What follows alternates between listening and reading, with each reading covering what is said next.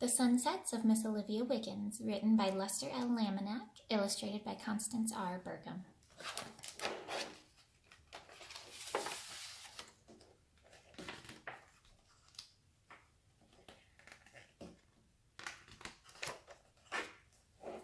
Miss Olivia Wiggins sits and looks at nothing and at everything all at the same time. She spends much of each day just sitting with her hands folded in her lap, hands once strong with nimble fingers that milked cows and gathered fresh eggs, hands that shelled peas, shucked corn, and quilted bed covers, hands that braided hair and soothed babies, hands that loved. Now those hands are fragile, frozen, folded in her lap. Miss Olivia, the nurse spoke softly, there's a lovely sunset this afternoon. The sky is streaked with pink. I'll move you over here where you can enjoy it. And he pushed her wheelchair to the west windows. Miss Olivia Wiggins had enjoyed many sunsets in her long life, but now she sat perfectly still, staring straight ahead at nothing and at everything all at the same time.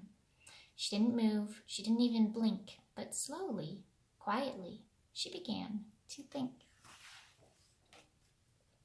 She remembered a late afternoon so very long ago when she was a little girl. She was playing in the yard when her papa came in from the fields. His stout arms swept her up in one smooth motion, and her long braids hung down to tickle his sweat-streaked face. "Look, Olivia," he said, "the sky is full of pink ribbons for my little angel."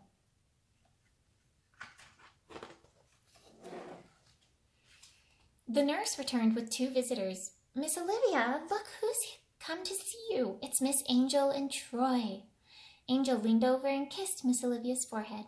"Hello, Mama," she said. "It's your girl, Angel." She took Miss Olivia's hand. "Do you know me, Mama?" Miss Olivia was still and quiet. "You see who came with me? It's Troy. You remember your great-grandson, don't you, Mama?" Angel asked. Troy stepped over to her chair. "See what we brought for you, Mama Olivia? It's a bunch of lilacs," he said. "Grandma Angel and I brought them from your yard." Miss Olivia Wiggins didn't say anything. She just sat there staring straight ahead, at nothing and at everything, with her hands folded in her lap. She didn't move, she didn't even blink, but slowly, quietly, she began to think. She remembered a Sunday afternoon. Ned Wiggins came to call just as he had every other Sunday that spring. She and Ned took a quiet walk along the creek. They sat among the fragrant spring blossoms and tossed stones into the water. They laughed together and watched the afternoon sky fill with the colors of violets and lilacs. That evening, as Ned Wiggins was leaving, Olivia knew he was the man she would marry. Angel was rocking next to her mother while Troy stood by the window watching a family get out of their car. "Look at that tiny baby," Troy exclaimed. "It must have just been born." Angel smiled and looked at Miss Olivia. "Troy, I remember the day you were born," she said. "Your Mama Olivia was there too. You should have seen her. She was so proud when they brought you out for her to hold. You were her first great-grandchild, you know." All the while, Miss Olivia just sat facing the window, her hands still enfolded in her lap. She didn't move, she didn't even blink, but slowly, quietly, she began to think. She remembered the cry of her first child as the midwife said, "It's a girl, Olivia." She wasn't sure if the golden glow that fell across the room that day was from the halo of a new angel or from the autumn sun. It didn't matter. It was a glorious day, and she decided to name her child Angel. Miss Olivia sat staring at the window as Angel sat quietly next to her. Troy stood by his great-grandmother humming a tune she had sung to him when he was very young. That song and the fragrance of rosewater were his only memories of Mama Olivia before his visits to see her here. The three of them faced the west window, staring at nothing and at everything. Troy leaned against the wheelchair, humming as he gently rocked it back and forth. Miss Olivia didn't move. She didn't even blink, but slowly, quietly, she began to think. She remembered singing lullabies to each of her children. She sat in the white wicker rocking chair, cradling a tiny bundle, singing and rocking the precious one to sleep as afternoon faded to dusk. Visiting hours were ending, and the sitting room was filled with goodbyes and hugs. Miss Olivia sat staring out the window, and Troy rested his head on her shoulder. He talked about her house, the house his father had played in as a child, the house where his Grandma Angel lived now. He talked about the front porch swing. It was his favorite place. All the while, Miss Olivia didn't move. She didn't even blink. But slowly, quietly, she began to think.